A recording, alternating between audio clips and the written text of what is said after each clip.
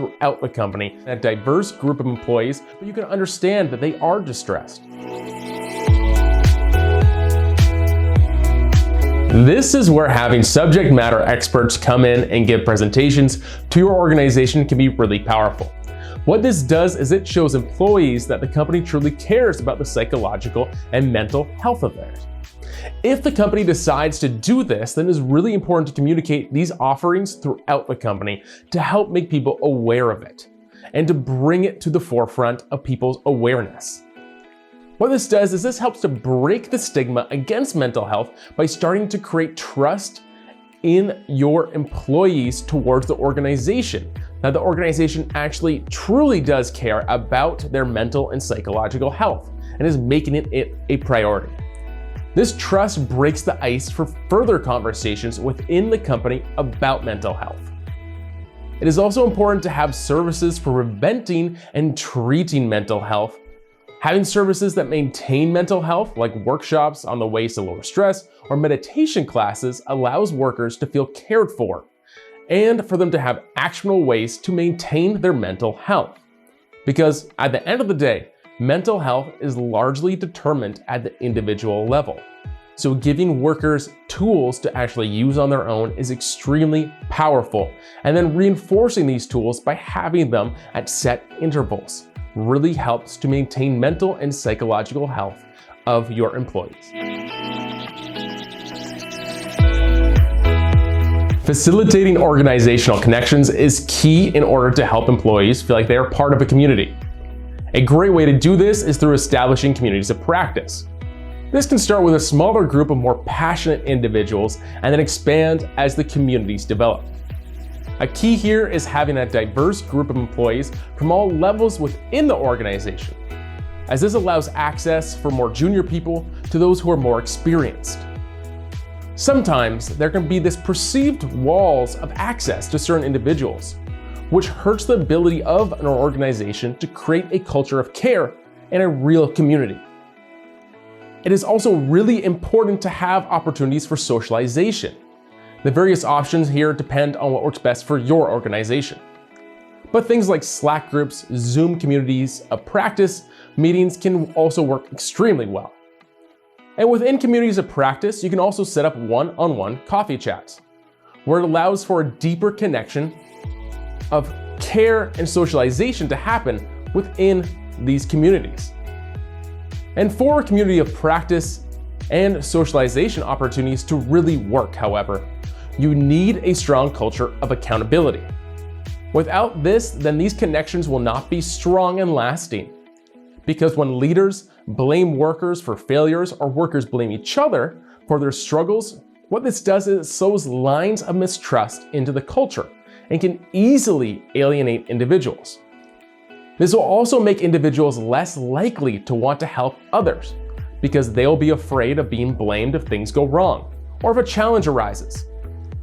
So a culture of accountability needs to start at the top with leadership. And then the workers need to feel empowered themselves. And all of this helps to create a strong culture and a stronger, more supportive organization. When an employee looks distressed at work, some people may choose to try and avoid them and avoid having an uncomfortable conversation. And this can be really harmful to an individual's mental health, who really actually might need the support when they're dealing with a difficult time. As human beings, we need to know that we're cared for. So opening up the floor just to have these conversations is vitally important. And in order to do that, you can implement empathy and compassion training. And this can be very powerful because in order to have these conversations with employees, one first needs to be able to understand and see when someone is distressed. And this is where empathy comes on. You're able to understand how someone else is feeling. This does not mean you have to take on their emotions, but you can understand that they are distressed. And then compassion is vitally important because it helps to take away any judgment or harshness from the interaction. By being compassionate, we can see how they are struggling and relate to it because we're humans and we all have struggles. That's part of life and we all deal with struggles. When an employee feels like they are being understood and cared for, it is going to make a big difference in how they feel. Just think about the last time you were going through a difficult time and someone supported you, whether it was at work or at home. Everyone needs support. And being able to do that in the workplace is important. Establishing some empathy and compassion training can be a great place to start, for it opens the door for this possibility to actually happen. The key here is really fostering a culture of openness and communication to allow employees to bring up their struggles to their superiors. Because without having this, it is really easy for an employee to bottle it up and not share. As an employer, you're left wondering if this individual is a right fit for your organization, because you don't have the understanding that they're just going through something tough at the moment. And the truth is, we all go through tough things in our life, and we need support. So having an open door policy can be an effective way to ensure that workers feel like they can communicate to their boss what is actually going on. And in order to make sure the open door policy is actually effective and useful, it needs to be addressed during the onboarding process of a new employee, so they're aware of it and know it is in place. Managers, at the same time, cannot sit back and only wait for employees to come to them. Managers need to be checking in with their employees and seeing how they're doing, not just in terms of work, but mentally as well. What this does is it establishes a baseline of care. And by establishing this baseline of care, it's more likely that an employee who is dealing with something will actually communicate it to their boss. So things like flexible scheduling can be put into place. Maybe a personal day can be taken without judgment. Having something only in the onboarding process without actually putting it into place within the organization hurts the community, hurts the culture, and it hurts trust that the workers have for the company, because it is an empty promise.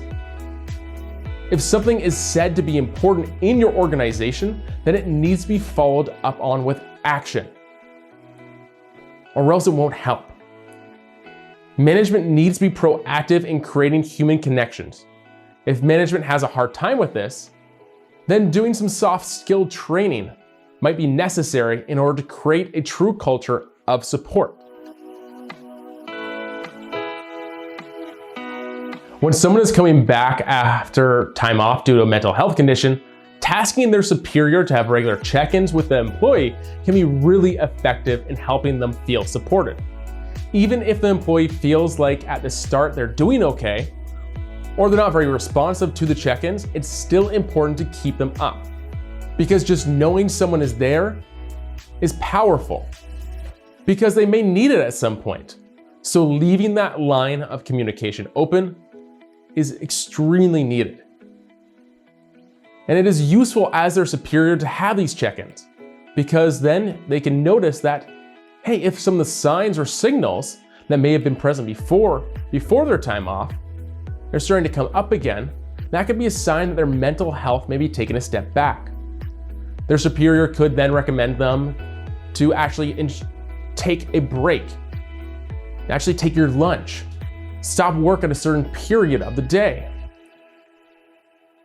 or kindly suggest to them that maybe they should talk to a professional and get some more support. As human beings, we all need support and to know someone is there for us. The key is ensuring these check-ins are coming from a place of actual care and allowing that authenticity to make sure it's shining through, to make sure they're doing okay. If the check-in comes from a place of, I'm doing this because I just need to check a box, then that will come through to the employee, to the worker, which can make them feel ashamed and guilty for having that mental health condition. And this in itself can cause a big step back in their mental health. So empathy, compassion, and soft skill training for the superior can help these check-ins come from a place of authenticity and care. Putting this in the onboarding program of the company is really important, as this tells everyone within the organization who is joining that your mental health matters as does the mental health of everybody within this company. Having some workshops throughout the year on mental and emotional health and strategies to improve your own mental health helps to create this top of mind. This also helps to keep the stigma of mental health at bay and creates a trust within the organization because it shows you have real care. If you on a first date with someone and they told you they really care about something, but then throughout the rest of your relationship they didn't bring it up or address it, then it would not actually seem like they cared. It would seem like they're just doing it to try to impress you. It's the same way with a company. This topic needs to be addressed and talked about regularly after the onboarding process to show it wasn't just an empty gesture. This also shows that people in the organization really do have a good understanding of worker mental health. They understand that it is vitally important to the success of the organization and its ability to achieve its desired results. Because when worker mental health degrades, so does productivity. A healthy organization is made up of individuals that are doing their absolute best. So working towards a common outcome of better mental health really improves this. So having things like workshops or sessions or other things that throughout the year to improve worker mental health and to keep it top of mind is really important. Because an organization won't reach its full potential if workers' mental health suffers. When workers have the knowledge and the resources to not only maintain their mental health, but also help their mental health thrive, the organization will thrive as well. New talent will be attracted to your company. Employees will want to stay on, and they'll want to see your organizational grow because they feel cared for. And they will care more deeply about the organizational's goals and the desired results as well.